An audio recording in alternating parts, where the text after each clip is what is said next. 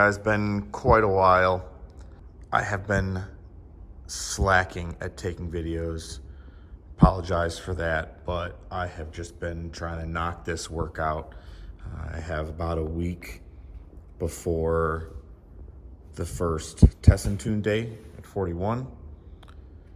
So not a lot of time, but as you can see, motor's back together, just about buttoned up.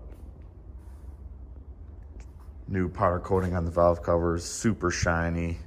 Shiniest thing on the car, the rest of the car's filthy.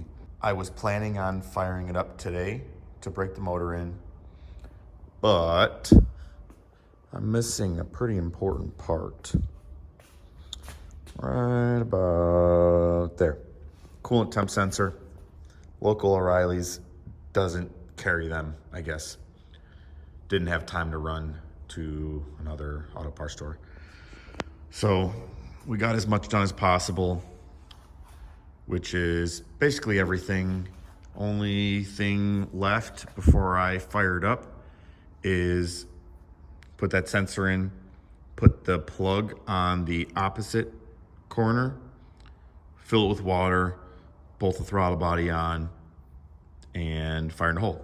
Hopefully grab a sensor tomorrow, fire this thing up when I get off work, heat cycle it, let it cool off. Today's Wednesday, so tomorrow, Thursday, we'll fire it up, break the motor in, heat cycle it, let it cool down. Friday, I'll get home, tear the motor back down, retorque the cylinder heads, then put it all back together. The car's on pump gas right now for breaking it in.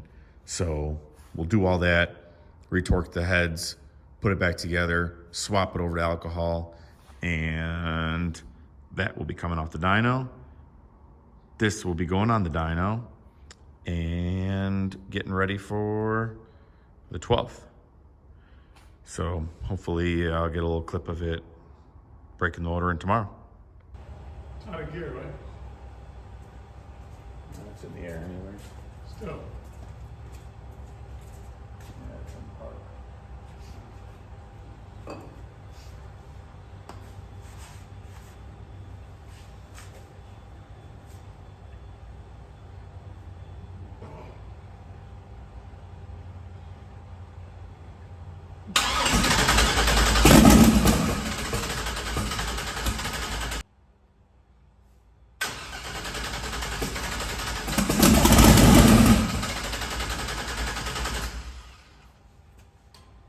Oil pressure, so I'm not worried about that anymore.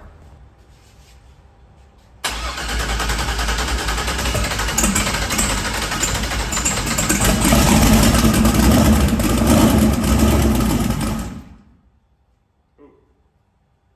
Fuel leak.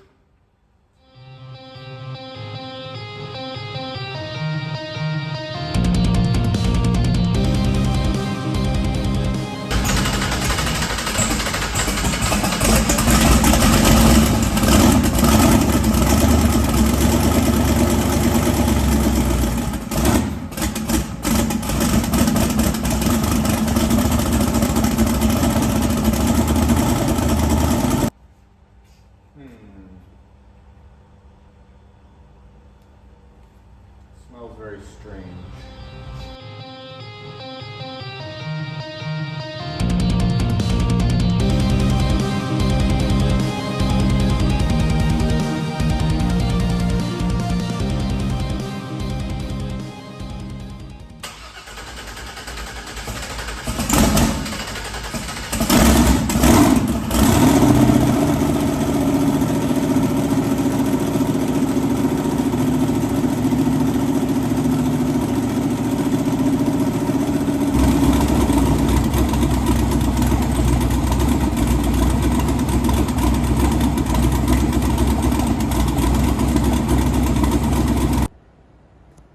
All right, guys.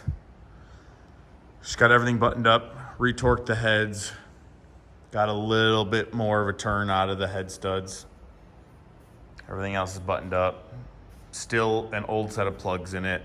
I need to still drain the oil, but everything's back together. I might make a couple pulls on the old set of plugs, just on low boost, shaking everything down. And then if that goes good, then I will toss a new set of plugs in it and start turning the boost up.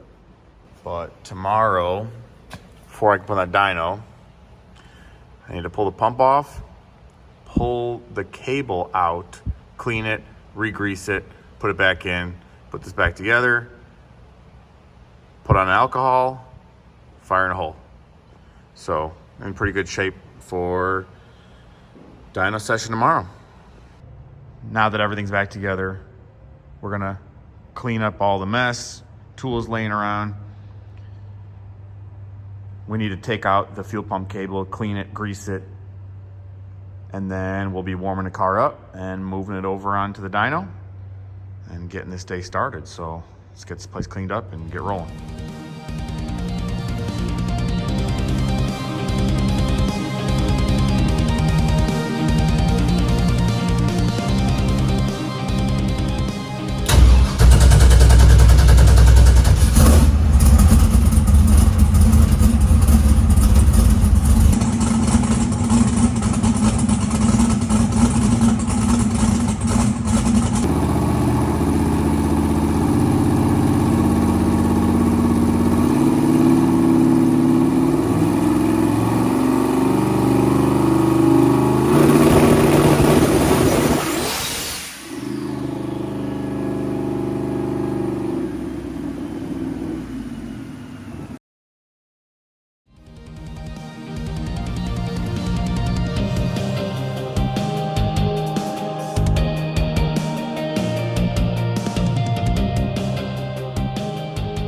Man, this thing just went I boom! know. Holy cow, it's just...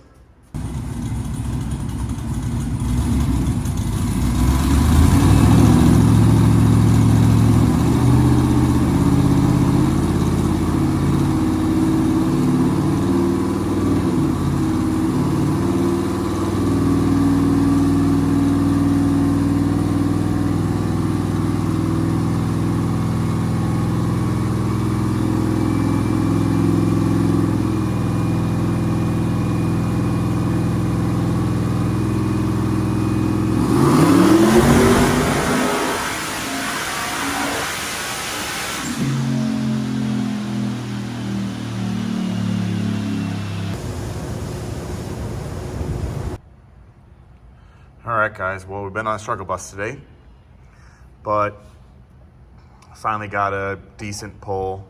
I only have the test going to 6,800, I believe, but power's still climbing. Had an issue there. First pull I went to go do on wastegate and made 33 pounds within a second. So that was good.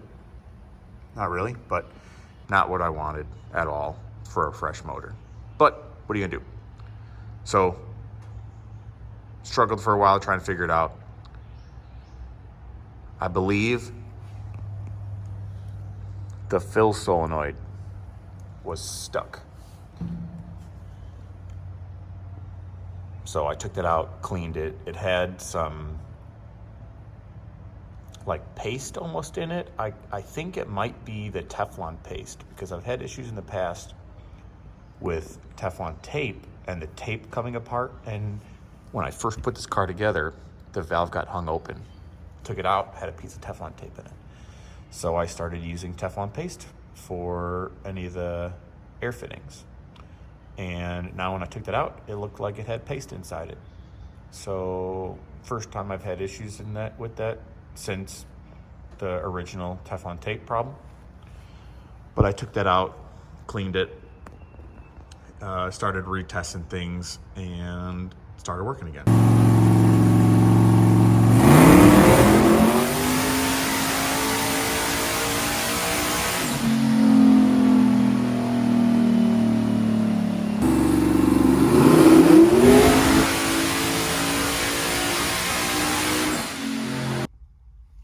All right, guys, so after that last pull, you can see this spike here. That's left O2 sensor, and then it goes dead. They're brand new today, so that's really annoying. But we're gonna swap that left one out. So as you saw in the log, the left O2 sensor went dead.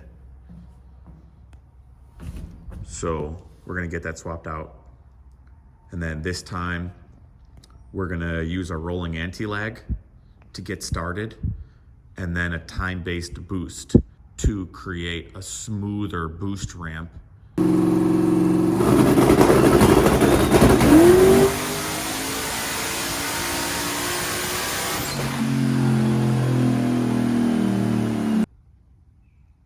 Graph looks pretty good. So again, this was the rolling anti-lag deal. So that pole, 12.5 pounds of boost. The rolling anti-lag was 3 3/4, almost 4 pounds of boost. So RPM curve looks pretty good. Fueling looks pretty good. A couple changes here and there. Keeps focusing on the lines, but. So overall, pretty happy with that. I might lower the 2-step down some more because in the video it did buck forward quite a bit, and I don't want it to do that. But as far as this ramp, it really calmed down that initial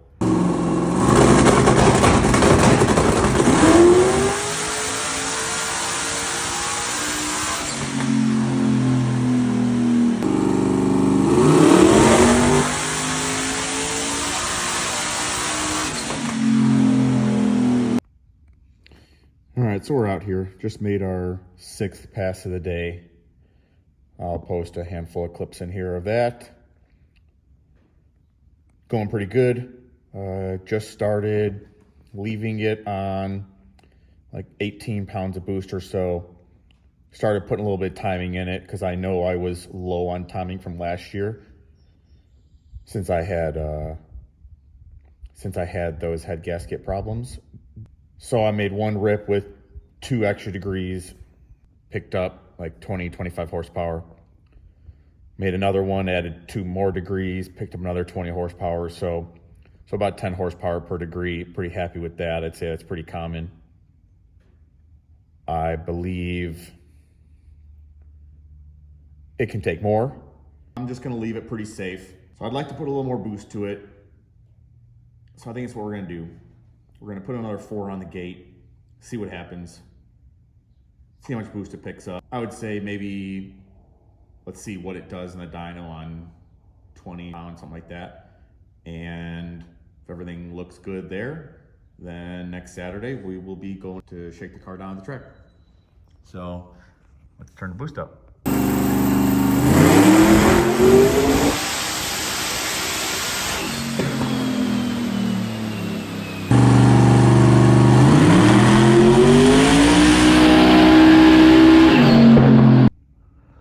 All right, guys, so that's gonna wrap up this dyno session. We ended up making 1,000 horsepower. Wasn't sure if this dyno, being older and the rollers are worn out, if it would be able to do it. I had to mess around with trying to slowly ramp the boost in, just kind of play games with it, trying to get it to hook up. But this is the most horsepower I've read on this dyno. Who knows, maybe it's the most horsepower it's ever seen. I'm not sure. Guess I could go back and try to look through some of the old from the previous owner, but either way, we'll start trying to get the car set up for the track on Saturday. It is still currently set up for back of the track racing. So I need to pull out pretty much all the ballast, take the front shock spacers off, and reset rear ride height once that ballast comes out, and should be good to go. So that's a wrap.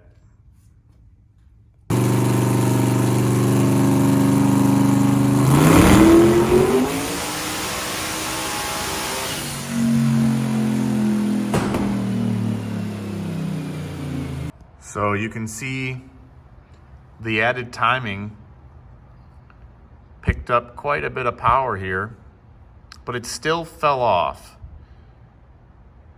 I need to figure that out. Go to the track Saturday, see how it runs, see how the data looks in the real world, see how close the fueling is. Have some fun reading plugs. And overall, just have a good day. Racing season's coming up. We're gonna have a good season. We're gonna have some fun. We're gonna win some races, Lord willing. I think it'll be a good year. We're still out here.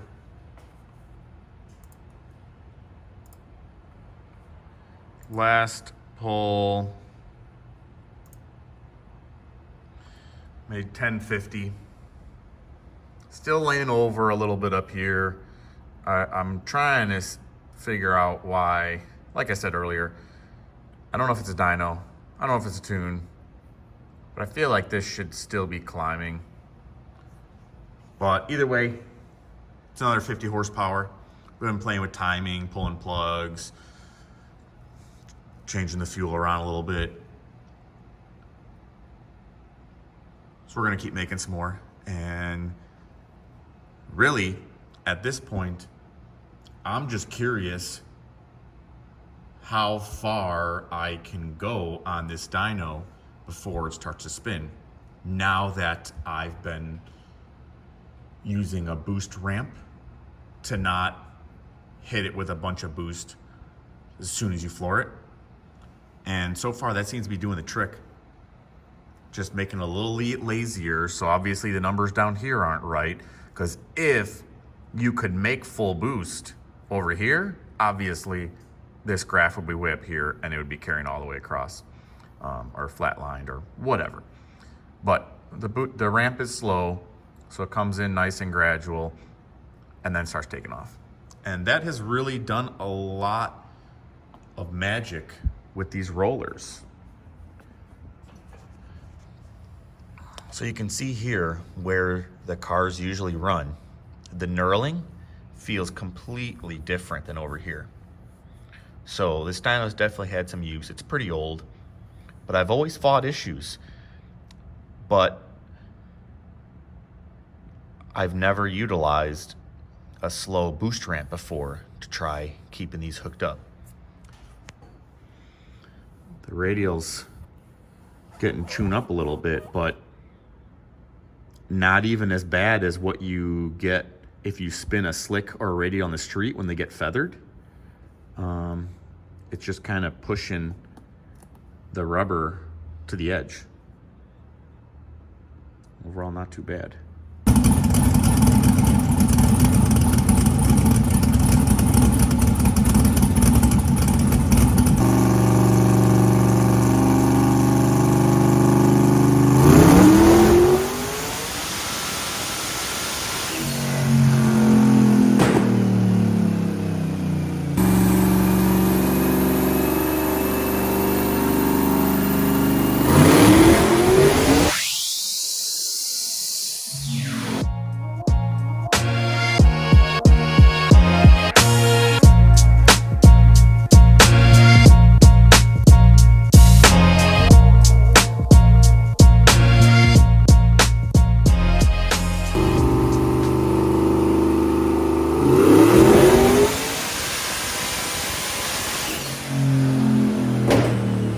Ended up making 1095. We're gonna call it there and just turn the boost up when we get to the track.